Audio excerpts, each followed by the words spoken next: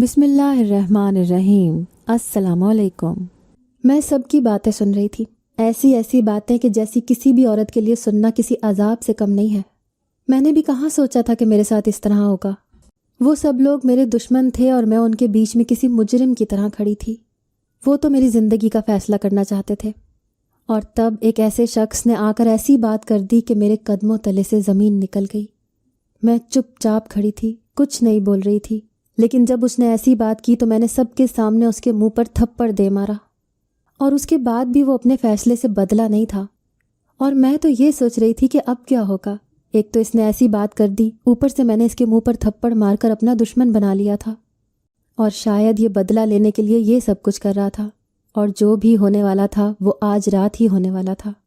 जुल्म तो ये था कि सब लोगों ने उसका साथ दिया और मैं ये देखती ही रह गई कि मेरी ज़िंदगी में क्या से क्या होता गया। मेरा नाम सायरा है और मैं एक बहुत ही खूबसूरत और पढ़ी लिखी खातून थी। शादी को 3 साल हो चुके थे, लेकिन हमारी कोई औलाद नहीं थी। मेरे शौहर को औलाद का बहुत शौक़ था, पर उसने कभी भी मुझसे इस बात का जिक्र नहीं किया। वो कहता था कि हमारे नसीब में होगी तो हमें औलाद मिल जाएगी। इसी दौरान मेरी सास भी इस दुनिया से चली गई। ससुर पहले से ही हयात नहीं थे। अब हमारा भी इस घर में रहने का भी दिल नहीं करता था। हमने ये बड़ा घर बेच दिया। मेरे शौहर के पास बहुत सारी दौलत थी। उसने एक नया घर लिया और उसको मेरे नाम कर दिया, और उसके बाद उसका छोटा भाई हमारे साथ रहने लगा। वो भी मेरे लिए मेरी औलाद जैसा था, क्योंकि उसके माँ बाप इस दुनिया से चले गए थे, और हमें भी अल्लाह ने शायद इसीलिए औलाद नहीं दी थी, क्योंकि हमें वही प्यार उसी से मिलने वाला था। मैं उसका बहुत ज़्यादा ख्याल रखती थी। उसका नाम जमील था। वो बहुत ही ज़्यादा खूबसूरत भी था और अपनी उम्र से बहुत समझदार था। उसकी बिल्कुल भी कोई ऐसी हरकत नहीं थी जो कि उस उम्र के लड़कों की होती है। ना तो वो गली में जाकर किसी से खेलता था, ना ही किसी के साथ उसकी दोस्ती थी। बस वो अपनी दुनिया में ही रहने वाला लड़का था। शायद माँ बाप की मौत ने उसे ऐसा बना दिया था। लेकिन मेरे शौहर ने मुझसे कहा था कि तुमने हमेशा इसका ख्याल रखना है, इसे किसी चीज़ की कमी महसूस नहीं होने देना।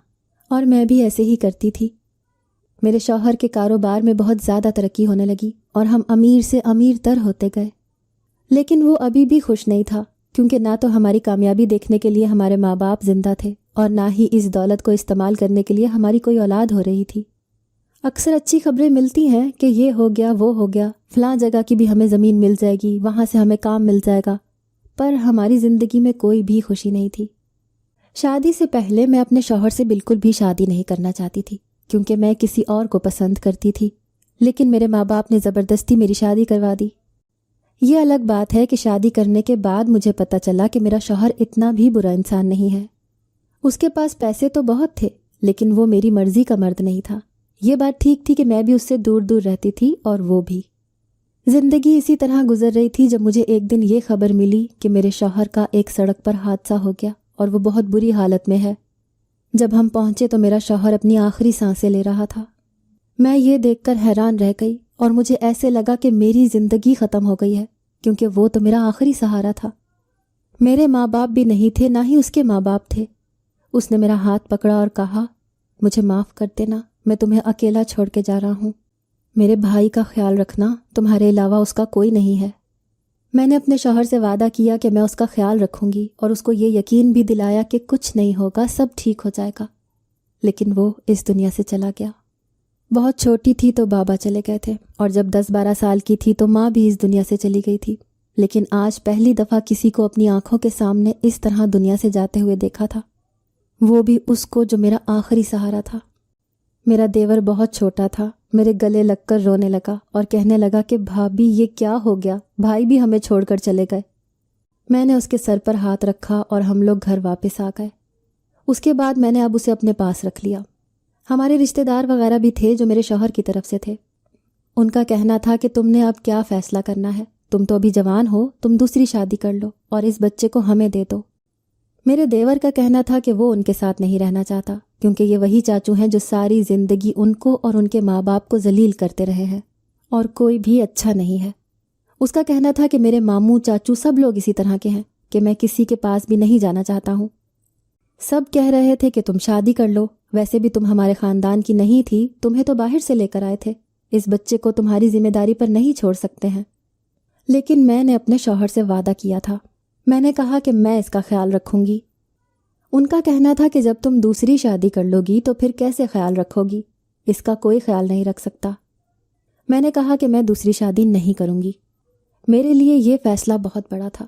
میری شادی کو صرف 3 سال ہی تو ہوئے تھے، مجھے آرام سے دوسرا رشتہ مل سکتا تھا، مگر میں نے یہ فیصلہ کر لیا اور میں نے کہا کہ میں نے دوسری شادی نہیں کرنی ہے، اور یہ بچہ میری اولاد کی طرح ہے اور میں اسے اپنے ساتھ رکھوں گی، تم لوگوں کو فکر کرنے کی ضرورت نہیں ہے۔ میرے اندر ایک عجیب طرح کی بہادری آ گئی تھی، کیونکہ شاید میرے پاس کھونے کے لیے کچھ بھی نہیں تھا۔ ان کی زبانیں بند ہو گئیں۔ میں نے کہا کہ یہ آپ کے بھائی کی آخری خواہش تھی اور اس کا گواہ ڈاکٹر ہے، آپ چاہیں تو جا کر اس سے پوچھ سکتے ہیں۔ علی بھی خوش ہو گیا کیونکہ وہ کسی کے ساتھ جانا نہیں چاہتا تھا۔ اس وقت اس کی عمر ہی کیا تھی، صرف 10 سال کا تھا۔ دن گزرنے لگے اور اس بات کو 5 سال گزر گئے۔ کسی طرح خود کو سنبھال لیا اور کاروبار کو بھی، سارا کچھ سنبھال لیا، پر یہ سب آسان نہیں تھا۔ یہ وقت مجھ پر بڑا مشکل تھا، لیکن میں اس قابل ہو ہی گئی تھی۔ علی بڑا ہو گیا تھا، اب وہ فیکٹری بھی جایا کرتا تھا اور معاملات کو دیکھا کرتا تھا، گھر میں بھی چیزیں لے کر آتا تھا۔ اس نے اپنے بھائی کی طرح لمبا قد نکالا تھا اور ابھی سے ہی وہ جوان مرد لگتا تھا۔ کہتے ہیں کہ مرنے والوں کے ساتھ کوئی مر نہیں جاتا، وقت بہت بڑا مرہم ہوتا ہے اور زندگی تو چلتی ہی رہتی ہے۔ اس محلے میں ایک نئی عورت رہنے کے لیے آئی تو اس کے ساتھ میری کافی دوستی ہو گئی۔ اس نے مجھ سے پوچھا کہ یہ کون ہے، تمہارا بیٹا؟ تو میں نے کہا کہ ہاں میرا بیٹا ہی ہے، کیونکہ میں واقعی اسے اپنی اولاد کی طرح سمجھتی تھی۔ اگر میرے شوہر کے ساتھ میری کوئی اولاد ہو جاتی تو شاید میں اپنی ساری زندگی اس کے سہارے گزار لیتی۔ ابھی تو میں علی کو اپنی اولاد سمجھ کر اس کے لیے ہی جی رہی تھی، لیکن سچ تو یہ تھا کہ میری زندگی میں اس کے علاوہ نہ کوئی مقصد تھا اور نہ ہی کوئی خوشی تھی۔ ابھی میری عمر 27 سال ہی تو ہوئی تھی، ابھی بھی میرے پاس وقت تھا۔ لوگ مجھے مشورہ بھی دیتے تھے، وہ کہتے تھے کہ تمہارے پاس اتنے سارے پیسے ہیں، تمہیں کوئی بھی مرد مل جائے گا، اور میں کہتی تھی کہ اگر وہ پیسوں کی وجہ سے مجھ سے شادی کرے گا تو پھر اسے میری قدر نہیں ہوگی، اور میں اپنے سابقہ شوہر کے ساتھ بے وفائی نہیں کر سکتی تھی۔ میں علی کو بھی محرومیوں کے حوالے نہیں کر سکتی تھی، میں اس کی زندگی میں کسی اور کو نہیں لا سکتی تھی، نہیں تو وہ نظر انداز ہو جائے گا۔ یہاں تک کہ مجھے میری اچھی دوست اور اچھا مشورہ دینے والے لوگوں نے بھی یہی کہا کہ تم نے وعدہ کر کے اچھا نہیں کیا، تمہیں ایسا نہیں کرنا چاہیے تھا، اور تم شادی کر کے کون سا سب کچھ بھول جاؤ گی۔ تمہیں علی کا خیال رکھنا ہے تو تم کسی اور سے شادی کر کے بھی رکھ سکتی ہو، لیکن تم اپنی زندگی برباد کر رہی ہو۔ پھر ایک ٹائم آئے گا کہ تمہیں کوئی رشتہ بھی نہیں ملے گا اور تم سوچو گی کہ کاش میں لوگوں کی بات مان لیتی۔ لیکن سچ تو یہ ہے کہ میں بھی اپنے شوہر کی یادوں کے ساتھ جڑی ہوئی تھی۔ مجھے اندازہ نہیں تھا کہ مجھے اپنے شوہر سے اتنی زیادہ محبت تھی۔ میں کسی اور کے بارے میں سوچ بھی نہیں سکتی تھی۔ مجھے ایسے لگتا تھا کہ جیسے میں اس کی روح کے ساتھ بے وفائی کر رہی ہوں۔ اسی لیے میں نے اپنے رشتہ داروں کو آہستہ آہستہ یہ سمجھانا شروع کر دیا کہ میری شادی کے بارے میں بھول جائیں، میں کبھی بھی شادی نہیں کروں گی۔ ان لوگوں نے بھی مجھے مشورے دینے بند کر دیے تھے۔ علی اپنے دل کی ہر بات مجھ سے ہی کرتا تھا اور سب کچھ بالکل ٹھیک تھا، لیکن ایک دن خاندان میں ایک نیا مسئلہ سامنے آ گیا۔ سب کا کہنا تھا کہ اب میرے شوہر کی جائیداد کے حصے ہو جانے چاہیے، کیونکہ میں اس کی بیوہ ہوں تو مجھے صرف اتنا ہی حصہ ملے گا جتنا ایک بیوہ کو ملتا ہے، اور باقی سارے حصے خاندان کے پاس آ جائیں گے۔ دراصل جب میرا شوہر اس دنیا سے گیا تو اس کے کاروبار میں تھوڑا بہت نقصان تھا اور معاملات اتنے بگڑے ہوئے تھے کہ جن کو کوئی سیدھا نہیں کر سکتا تھا۔ شاید اسی پریشانی میں آ کر وہ بے دھیانی میں ہی سڑک پر جا رہا تھا اور اس کا ایکسیڈنٹ ہو گیا تھا۔ لیکن پھر اس کے خاندان والوں کو یہ بھی پتا تھا کہ میں ایک پڑھی لکھی عورت تھی، اسی لیے انہوں نے کاروبار میرے حوالے کر دیا، یہ سوچ کر کہ یہ خود ہی اس کاروبار کو سنبھال لے گی، اور واقعی میں نے ایسا ہی کیا۔ لیکن ان 5 سالوں میں مجھے بہت زیادہ مشکل ہوئی۔ اب جب کاروبار بہت اچھا جا رہا تھا، اتنا اچھا کہ جتنا میرے شوہر کے زمانے میں بھی نہیں تھا، تو وہ لوگ اپنا حصہ مانگنے کے لیے چلے آئے تھے، کیونکہ ان کو پتہ تھا کہ وہ سارا کچھ ٹھیک نہیں کر سکتے ہیں، اور اب اس کاروبار کو وہ بھی آرام سے سنبھال سکتے تھے۔ جو مشکل وقت تھا اس میں تو کوئی آگے نہیں آیا اور نہ ہی ان کے اندر اتنی عقل تھی، لیکن اب ان کو سب کچھ آسان لگ رہا تھا۔ ایک دفعہ جب یہ بات ہوئی تو میں نے اس بات کو گول کر دیا، کیونکہ میں اچھی طرح جانتی تھی کہ یہ کس قسم کی سوچ رکھتے ہیں، جبکہ میرے شوہر نے جاتے ہوئے کہا تھا کہ جائیداد کا کوئی حصہ نہیں ہوگا، بلکہ جو بھی ہوگا وہ میرے بھائی اور میری بیوی مل کر آپس میں بانٹ لیں گے۔ لیکن وہ لوگ مجھ پر گھر اور جائیداد کے لیے مجھ پر کوئی کیس تو کر سکتے تھے، اور پھر ایسے کیس تو سالوں تک چلتے ہیں کہ انسان بوڑھا ہو جاتا ہے۔ میں اس جھنجٹ میں پڑنا نہیں چاہتی تھی، اسی لیے میں نے اس بات کو زیادہ ہوا ہی نہیں دی۔ لیکن یہ جائیداد کا معاملہ تھا اور جائیداد بھی کروڑوں کی تھی، اسی لیے وہ لوگ بار بار فون کرتے اور یہ بات کہنے لگے۔ اور پھر ایک دن وہ گھر آ گئے اور گھر پر لڑائی بھی ہو گئی، کیونکہ مجھے علی کا ہی سہارا تھا۔ لیکن جب وہ واپس جا رہے تھے تو وہ آیا اور انہوں نے اس سے بھی کوئی بات کی اور کہا کہ ہم کل دوبارہ آئیں گے۔ تمہاری بھابھی تو تمہارے بھائی کی جائیداد پر قبضہ کر کے بیٹھ گئی ہے، یہ بڑی بری عورت ہے، اس کی باتوں میں نہ آ جانا۔ لیکن ہم نے بھی کوئی کچی گولیاں نہیں کھیلی ہوئیں، ہم تجربے کار زمانہ ساز لوگ ہیں، ہمیں پتہ ہے کہ کیا کرنا چاہتی ہے۔ تبھی تو اس نے دوسری شادی نہیں کی، اگر شادی کرتی تو جائیداد اس کے ہاتھ سے چلی جاتی۔ علی کے چاچو نے کہا کہ اس کو چھوڑ دو اور ہمارے ساتھ آ جاؤ، تم اس کے بھائی ہو، اس کے بعد سب کچھ تمہارا ہے، میں تمہارا ساتھ دوں تو یہ ساری دولت تمہارے پاس آ جائے گی۔ علی ان کی باتیں چپ چاپ سن رہا تھا اور میں بھی چپکے سے سن رہی تھی۔ وہ وہاں سے چلے گئے۔ جب علی اندر آیا تو میں نے رونا شروع کر دیا اور اسے سب کچھ بتایا۔ میں نے کہا کہ یہ لوگ تو اس طرح سے بدتمیزی کر کے گئے ہیں جیسے یہ لوگ رشتہ دار نہیں بلکہ شہر کے گنڈے ہیں، مجھے تو بہت زیادہ افسوس ہو رہا ہے۔ علی نے مجھے تسلی دی، وہ بھی کافی پریشان ہو گیا۔ اس نے کہا کہ آپ پریشان نہیں ہوں، لیکن وہ خود بھی تھوڑا سا پریشان تھا۔ اس نے کہا کہ اب کیا ہوگا؟ میں نے کہا کہ ہم جائیداد کے لیے لڑیں گے اور ممکن ہے کہ وہ لوگ جیت جائیں اور ہم لوگ ہار جائیں، کیونکہ ساری جائیداد کے وارث تم ہو اور وہ تمہیں اپنی طرف لگانا چاہتے ہیں۔ اور پھر میں تمہاری کیا لگتی ہوں؟ کچھ بھی تو نہیں۔ بھابھی اور دیور کا بھلا کیا رشتہ ہوتا ہے؟ آج نہیں تو کل تم ان کی باتوں میں آ جاؤ گے، اور وہ تمہارے اپنے ہیں، تمہارے خونی رشتے ہیں۔ علی چپ چاپ سنتا رہا۔ مجھے لگا کہ وہ کچھ کہے گا کہ نہیں بھابھی ایسا نہیں ہے، آپ ہی میرے لیے سب کچھ ہے، آپ نے مجھے ماں بن کے پالا ہے، لیکن وہ کچھ بولا ہی نہیں۔ مجھے اس کی خاموشی نے بہت زیادہ ڈرا دیا تھا۔ کیا وہ ان لوگوں کی باتوں میں آ گیا تھا اور ان لوگوں کی بات ماننے لگا تھا؟ کیا وہ مجھے چھوڑ کے جانے والا تھا؟ میں نے اس کے لیے اپنی زندگی کا اتنا بڑا فیصلہ کیا تھا، اس کے لیے میں نے ابھی تک شادی نہیں کی تھی۔ کیا وہ بدلے میں اتنی تسلی بھی نہیں دے سکتا تھا کہ میں آپ کو چھوڑ کر ان لوگوں کے پاس نہیں جاؤں گا؟ آخر کو وہ کچھ بولا کیوں نہیں اور چپ چاپ اپنے کمرے میں چلا گیا؟ اس نے صرف اتنا کہا کہ جو ہوگا دیکھا جائے گا۔ میں ساری رات سو نہ سکی، مجھے اپنے شوہر کی یاد آ رہی تھی۔ کیا میں نے ٹھیک کیا تھا؟ اگلے دن وہ ہمارے گھر آ گئے اور انہوں نے کہا کہ آج ہم سارا معاملہ کلیئر کر کے جائیں گے۔ وہ اپنے ساتھ وکیل صاحب کو بھی لے کر آئے تھے۔ وکیل صاحب نے سب سے پہلے یہ بتایا کہ اگر کسی شخص نے صرف منہ سے یہ کہا ہے کہ جو کچھ ہے وہ میرے بعد میری بیوی اور بھائی کا ہے، تو اس بات کی کوئی اہمیت نہیں ہے، کیونکہ اس کی لکھی ہوئی اس وصیت کے نیچے دستخط ہی نہیں ہوئے ہیں۔ اس نے کسی زمانے میں یہ وصیت لکھی تھی لیکن دستخط نہیں کیے تھے، اس لیے اس بات کو تو بھول جائیں۔ باقی آپ کو اس کی بیوہ ہونے کے ناطے جو بھی حصہ ملتا ہے وہ آپ کو مل جائے گا اور اس میں کوئی بھی ناانصافی نہیں ہوگی، لیکن آپ ساری جائیداد، تینوں گھر اور فیکٹری پر قبضہ کر کے نہیں بیٹھ سکتی، یہ سب آپ کا نہیں ہے۔ اگر یہ کسی کا ہے تو وہ ہے مرحوم کا بھائی، اور اگر وہ بھی اس جائیداد کے حصے کرنا چاہے تو پھر مرحوم کے چاچا اور اس کے بچوں کا بھی حصہ بن سکتا ہے۔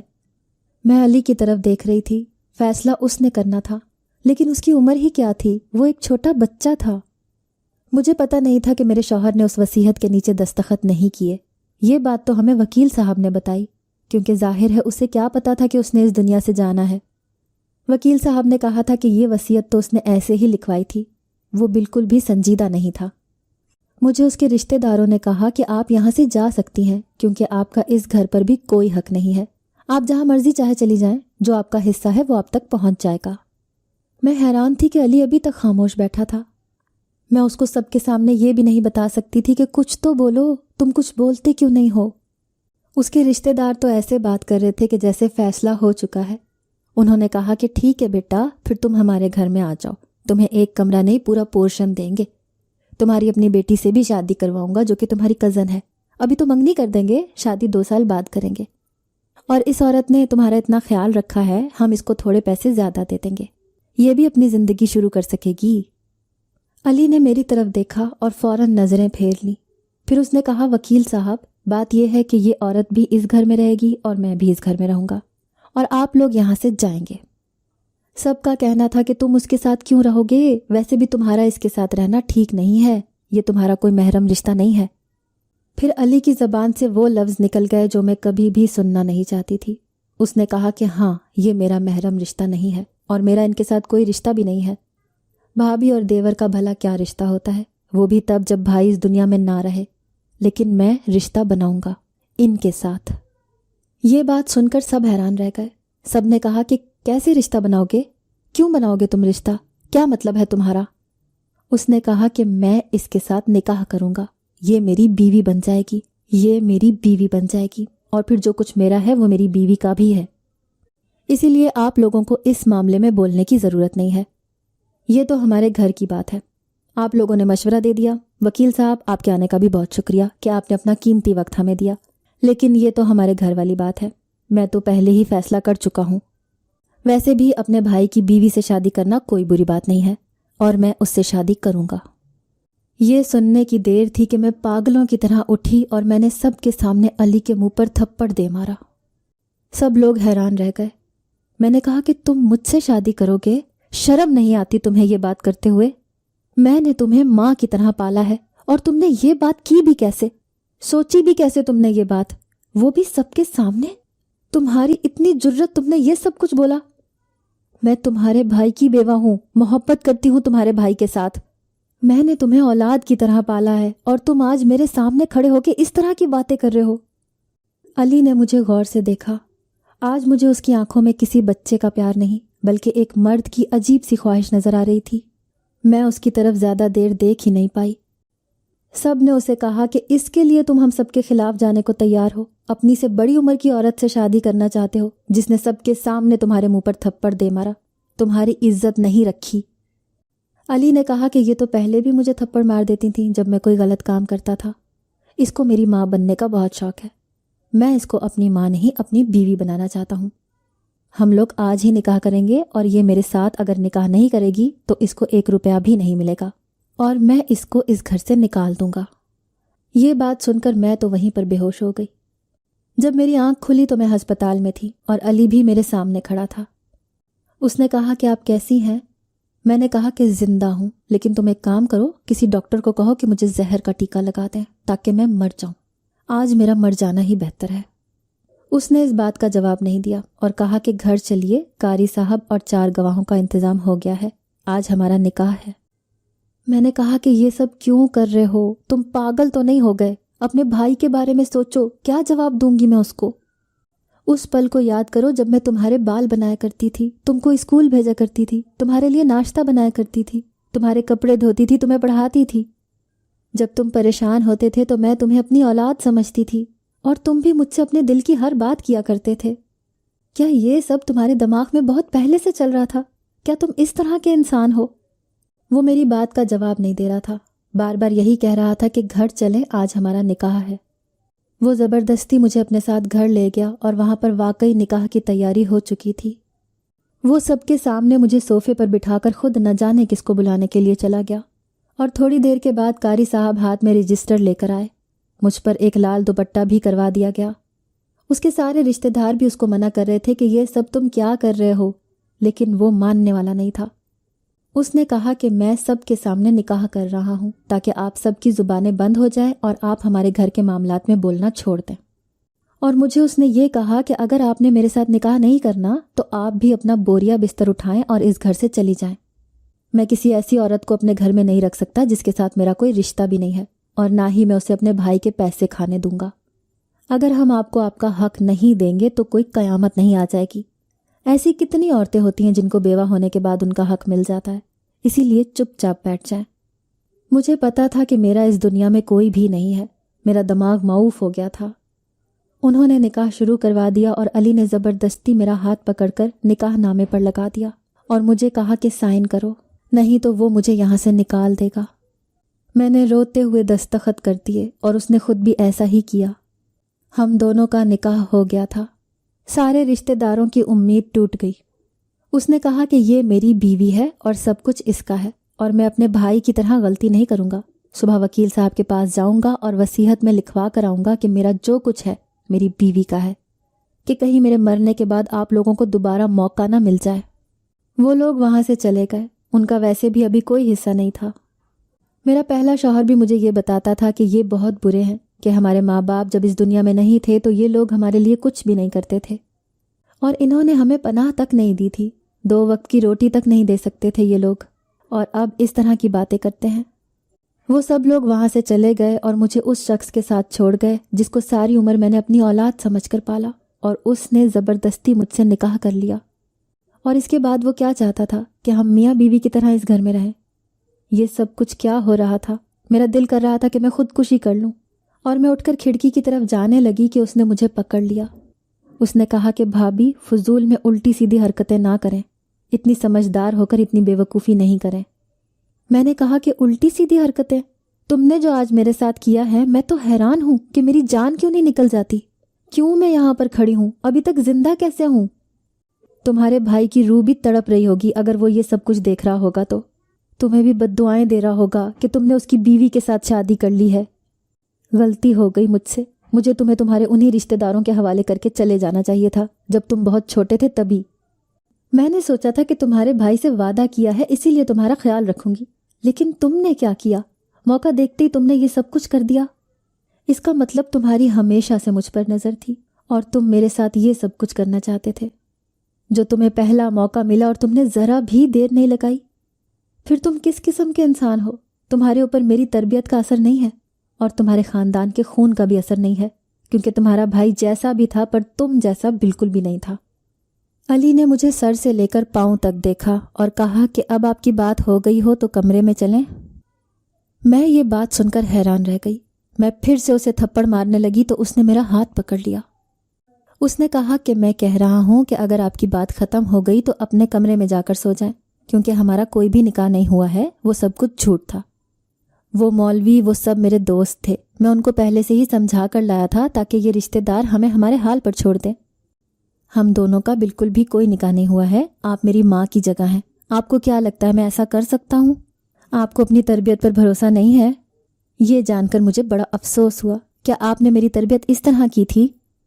یہ سن کر میرے تو آسان ہی خطا ہو گئے تھے۔ میں نے کہا کیا مطلب ہے؟ اس نے کہا کہ یہ لوگ ہم پر کیس کر دیتے اور ہماری آدھی زندگی عدالت کے چکر لگاتے ہوئے گزر جاتی، اسی لیے ان کے منہ بند کرنے کے لیے میں نے یہ سب کچھ کیا تھا۔ اب ہم یہ فیکٹری اور یہ جگہ بیچ کر دوسرے شہر میں چلے جائیں گے اور وہاں جا کر نیا کاروبار شروع کریں گے جہاں پر ہمیں کوئی بھی نہیں جانتا ہوگا۔ آپ کی جگہ ہے اور ہمیشہ آپ میری ماں کی جگہ رہیں گی۔ اور رہی بات میری شادی کی، تو میں ابھی شادی نہیں کرنا چاہتا۔ جب مجھے شادی کرنی ہوگی میں آپ کو بتاؤں گا، آپ ہی میرے لیے لڑکی تلاش کیجیے گا۔ میری آنکھوں میں خوشی کے آنسو آ گئے۔ اس نے کہا کہ اسی بات کا افسوس ہے کہ آپ نے مجھے غلط سمجھا۔ میں نے کہا کہ معاف کر دو مجھے، میں پریشان ہو گئی تھی۔ تو اس نے کہا کہ کوئی بات نہیں بھابی، سب کچھ ٹھیک ہو جائے گا۔ میں نے یہ سب کچھ ٹھیک کرنے کے لیے ہی تو کیا ہے۔ سب سمجھ رہے تھے کہ ہماری شادی ہو گئی ہے اور ہم نے یہ ہوائی اڑائی کہ ہم باہر کے ملک جا رہے ہیں۔ ہم نے سب کچھ بیچ دیا اور اس علاقے کو چھوڑ کر کسی اور شہر میں شفٹ ہو گئے۔